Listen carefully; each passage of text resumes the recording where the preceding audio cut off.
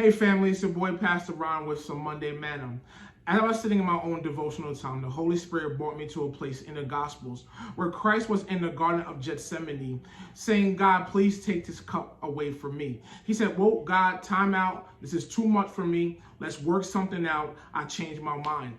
And it often perplexed me to find out, why did Christ get to that point? What caused Christ to get to a place where he was saying, God, take this cup away from me? Was it the physical pain he was about to endure? Was it the fact that he was going to miss his disciples? And the Holy Spirit put into my spirit and said, listen, the reason why Christ said, Lord, take this cup away from me, is because Christ understood the value of the presence of God as compared to his purpose. His purpose was to come to the earth to die. However, as he was going to achieve this purpose, there was going to be a moment in time where he was going to be outside the presence of God. That's when he became our sin on the cross. And he said, Eli, Eli, sabachthani, my God, why have you forsaken me? He had become sin and also spiritually dead, which means he was apart from God.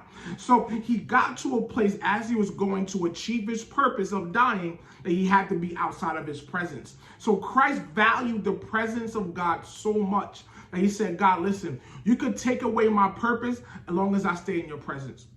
In a time where we're so accomplished, we have such great things we're doing, we're so gifted, we're so intelligent, we're so advanced, are you willing to say, God, listen, you could take away my purpose as long as I stay in your presence? God, if you don't move, I don't move. If you don't go, I don't go. You know what I'm saying? Whatever you do, I do. Like Ludacris said, if you move, I move, just like that. And that's what God is searching. Those that saying, God, listen, I value your presence over my purpose. And many of us have inadvertently idolized our purpose in the church. We sit here and say all our energy and our attention is going towards doing things and our accomplishing things and walking in our gift and our ministry and our homes and these great things that we're doing, get out of debt, which are all great things, but they are not the priority. Our priority has to be in God's presence, because in God's presence, you can find your purpose.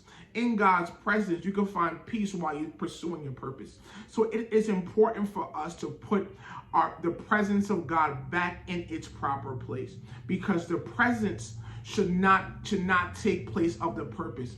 The purpose is a great thing that we're doing. The purpose are great things that we're accomplishing, but the value, the most important thing should be the presence of God. So it's time for us to kind of refocus and realize what's important. Not saying that our purpose is not important, not saying accomplishing things is not important, but the most important thing has to be his presence.